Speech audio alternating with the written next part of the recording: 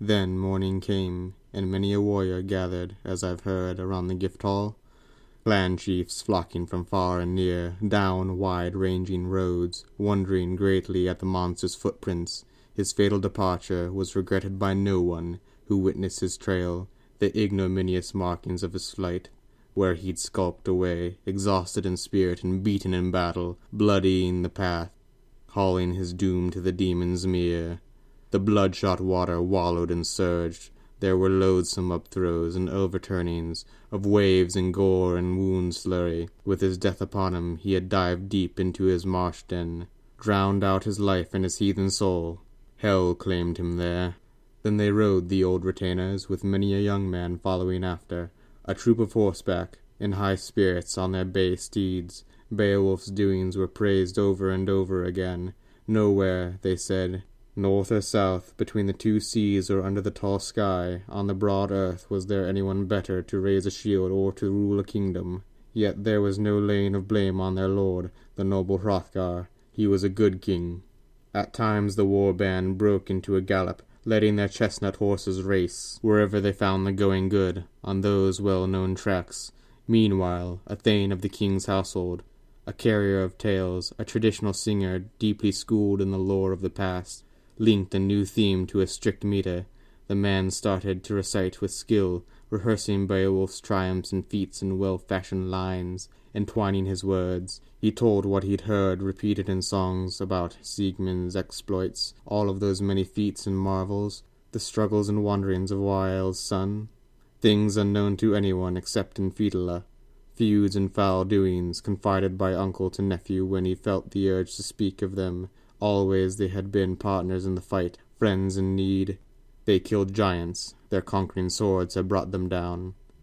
After his death, Siegmund's glory grew and grew because of his courage. When he killed the dragon, the guardian of the horde, under Greystone he had dared to enter, all by himself, to face the worst, without Fetela. But it came to pass that his sword plunged right through those radiant scales, and drove into the wall. The dragon died of it. His daring had given him total possession of the treasure hoard, his to dispose of however he liked. He loaded a boat. Wael's son waited her hold with dazzling spoils. The hot dragon melted. Siegmund's name was known everywhere. He was utterly valiant and venturesome, a fence round his fighters, and flourished therefore after King Heromad's prowess declined, and his campaign slowed down. The king was betrayed, ambushed in Jutland, overpowered and done away with. The waves of his grief had beat him down, made him a burden, a source of anxiety. To his own nobles that expedition was often condemned in those earlier times, by experienced men who relied on his lordship for redress, who presumed that the part of a prince was to thrive on his father's throne, and defend the nation, the Shielding's land, where they lived and belonged, its holdings and strongholds. Such was Beowulf in the affection of his friends, and of every one alive, but evil entered into Heremad. Meanwhile the Danes kept racing their mounts down the sandy lanes. The light of day broke and kept brightening. Bands of retainers galloped in excitement to the gabled hall, to see the marvel, and the king himself, guardian of the ring hoard, goodness in person, walked in majesty from the women's quarters, with numerous train, attended by his queen and her crowd of maidens, across the mead hall. When Hrothgar arrived at the hall, he spoke, standing on the steps under the steep eaves, gazing at the roof-work in Grendel's talon. First and foremost, let the Almighty Father be thanked for this sight. I suffered a long harrowing by Grendel, but the heavenly shepherd can work his wonders always, and everywhere. Not long since, it seemed I would never be granted the slightest solace or relief from any of my burdens. The best of houses glittered and reeked and ran with blood. This one worry outweighed all others, a constant distress to the counselors entrusted with defending the people's forts from assault by monsters and demons. But now a man with the Lord's assistance has accomplished something none of us could manage before now. For all our efforts, Whoever she was who brought forth this flower of manhood, if she is still alive, that woman can say that in her labor the Lord of Ages bestowed a grace on her. So now, Beowulf, I adopt you into my heart as a dear son. Nourish and maintain this new connection, you noblest of men.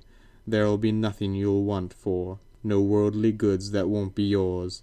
I have often honored smaller achievements, recognized warriors not nearly as worthy, lavished rewards on less deserving, but you have made yourself immortal by your glorious actions. May the God of Ages continue to keep and requite you well. Beowulf, son of Ecgtheow, spoke. We have gone through with a glorious endeavor, and been much favored in this fight we dared against the unknown. Nevertheless, if you could have seen the monster himself where he lay beaten, I would have been better pleased. My plan was to pounce, pin him down in a tight grip, and grapple him to death, having him panting for life, powerless and clasping in my bare hands his body in thrall. But I couldn't stop him from slipping my hold. The Lord allowed it. My lock on him wasn't strong enough.